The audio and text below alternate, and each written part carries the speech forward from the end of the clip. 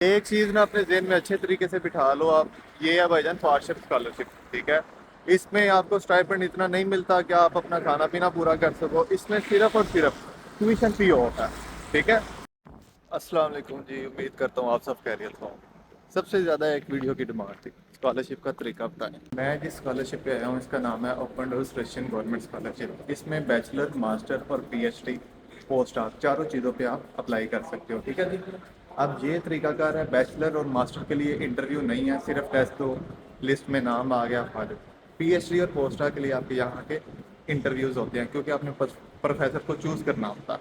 तो जैसा कि मैंने आपको बताया कि रशिया आने के क्या तरीकाकार है। अब इसकी ना एप्लीकेशन पे बात करते हैं कि एप्लीकेशन इसकी ओपन कब होगी। सितंबर में ये ओपन हो जानी है भाई साहब, और इसने एंड होना है नवंबर में। अब सबसे पहले जब आपने रजिस्टर करना है ना, अच्छा इसके लिए पासपोर्ट नहीं चाहिए। सबसे अहम बात, आप विदाउट पासपोर्ट अप्लाई कर सकते हो। तो जब इसने ओपन होना है आपने एक देना है इनिशियल टेस्ट। 45 मार्क्स का वो टेस्ट होगा, एमसीक्यूज बेस्ड सारा टेस्ट है। आपने वो अटेम्प्ट करना है। ठीक है। तो जब आप वो अटेम्प्ट करते हो उसकी जो पासिंग स्कोर है ना, वो काउंट होती है पोर्टफोलियो में। ये हो गया आपकी पहली स्टेज। पहली स्टेज के बाद ना आपका दूसरा टेस्ट होगा, मतलब आप शॉर्ट लिस्ट हो गए, एक लिस्ट लगेगी मेरिट लिस्ट पहले टेस्ट की बुनियाद पर। उसमें आपका नाम आ जाता है, फिर आप देते हो दूसरा टेस्ट। उसमें ये सारे कैमरे वगैरह ओपन करवाते हैं, हर चीज़ इन्होंने ऑन करवानी है। फिर आप वो टेस्ट जो है ना वो दोगे, वो पढ़ के देना है आपने। ठीक है। पहला टेस्ट बड़ा इजी होता है। फिर जब आपका दूसरा टेस्ट हो जाएगा ना, अल्लाह आप सबको कामयाबी दे जो इस दफ़ा अप्लाई करेंगे, तो उसके बाद ना लिस्ट लगेगी। बैचलर और मास्टर के लिए कोई इंटरव्यू नहीं है, और पीएचडी और पोस्ट डॉक के लिए ना इंटरव्यू है, प्रोफेसर आपको चूज़ करना पड़ता है। तो जब आपकी लिस्ट लग जाती है, लिस्ट में नाम आ जाता है, फिर आप अपने डॉक्यूमेंट्स भेजते हो यूनिवर्सिटी को। डॉक्यूमेंट्स आपने कौन से भेजने हैं? अपने सारे डॉक्यूमेंट्स की आपने करवानी है रशियन लैंग्वेज में ट्रांसलेशन और उनकी नोटराइजेशन किसी ना अच्छे अदारे से, जो मतलब कि वो क्या कहते हैं रजिस्टर्ड हो। वहाँ से जब आपने करवा लेनी है, अपने यूनिवर्सिटी को डॉक्यूमेंट्स भेजने हैं। अच्छा, आप 6 यूनिवर्सिटीज़ चूज़ कर सकते हैं अपनी मर्ज़ी की। ओपन डोर्स के अंदर ना 22 यूनिवर्सिटीज़ आती हैं। आपने अपनी फील्ड के हिसाब से ना 6 यूनिवर्सिटीज़ चूज़ करनी है।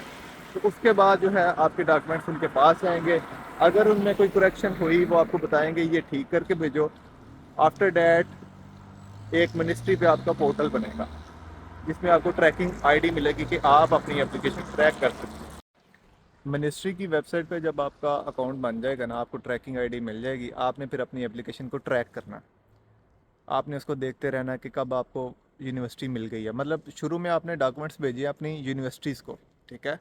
जो पहली प्रायोरिटी यूनिवर्सिटी है वो आपके डॉक्यूमेंट्स लेगी, उसमें से गलतियां अगर नहीं हैं तो एक्सेप्ट कर लेगी, अगर हैं तो आपको बोलेगी ये करेक्शन करके भेजो।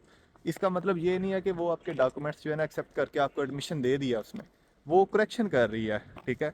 उसके बाद आपकी जब ट्रैकिंग आईडी आती है, मिनिस्ट्री पे अकाउंट बनता है, फिर आप क्या करते हैं कि अपनी एप्लीकेशन ट्रैक करते हैं। तकरीबन महीने 2 के बाद ना आपको मिलती है यूनिवर्सिटी। ठीक है। जो यूनिवर्सिटी आपको एक्सेप्ट कर लेती है ना, फॉर एग्जांपल 6 यूनिवर्सिटी थी, पहली यूनिवर्सिटी आपकी प्रोफाइल देखती है, अगर वही आपको एक्सेप्ट कर ले तो आपका एडमिशन हो जाता है, वरना मूव ऑन करता जाता है। पहला स्किप, दूसरी, तीसरी, चौथी, पाँचवीं, छठी, आप इस तरह किसी ना किसी यूनिवर्सिटी में एडमिशन सिक्योर कर लेते हो। उसके बाद आपने वीज़ा नंबर आ जाता है उसी अकाउंट पे, मिनिस्ट्री के अकाउंट पे।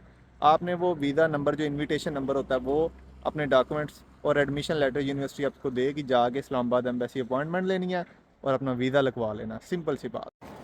आपका जो वीज़ा है ना वो लगेगा, मतलब आपको इनविटेशन आता है 90 दिन का, जो मिनिस्ट्री पोर्टल पे वीज़ा शो होता है। अब आपकी मर्ज़ी है कि आप एम्बेसी कब जाते हो, कब आप अपना वीज़ा फ़ाइल करते हो। जिस दिन आपका इनविटेशन नंबर आ जाता है ना, वीज़ा नंबर, आपके दिन जो है ना वो कम होना शुरू हो जाते हैं। 90 से काउंटडाउन स्टार्ट हो जाता है। ठीक है।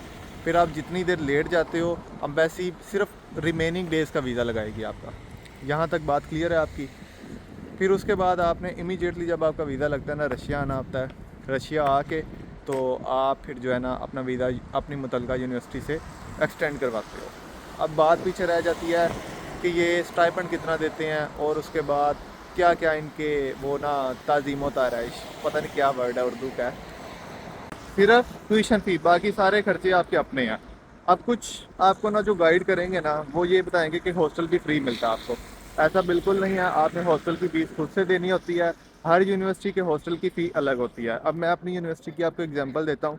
मुझे स्टाइपेंड मिलता है 2000 रुपये, जो कि पाकिस्तानी बनते हैं 6500 रुपये सिर्फ। और मेरे हॉस्टल की फ़ीस जो है ना वो है 1600 रुपये पर मंथ। इट मीन्स मेरा उस स्टाइपेंड से कवर हो रहा है हॉस्टल, जैसा कि लास्ट वीडियो में मैंने आपको एक्सपेंस दिखाए थे। अब यहाँ पे कुछ यूनिवर्सिटीज़ हैं उनके हॉस्टल की फ़ीस 6-6 हज़ार रुपये है। अब जिसका स्टाइपेंड ही 2000 रुपये मिल रहा है वो 6000 हर महीने की कैसे देगा? फिर जो खाने पीने का खर्चा है ना वो 10 से 15 हज़ार रुपये आपको हर महीने एवरेज इतना आएगा। तो ये जो इस पे मैंने वीडियो पहले भी बनाई, आप देख सकते हो। इसके अलावा कोई बात है तो वो आप पूछें, और अगली वीडियो पे इंशाल्लाह बात करेंगे। यहाँ पे जो लैंग्वेज है वो सुनने में आ रहा है रशियन हो रही है, डिग्रीज रशियन में है, इंग्लिश ख़त्म कर रहे हैं, तो इस पे डिटेल से बात करेंगे। अल्लाह हाफिज़ जी।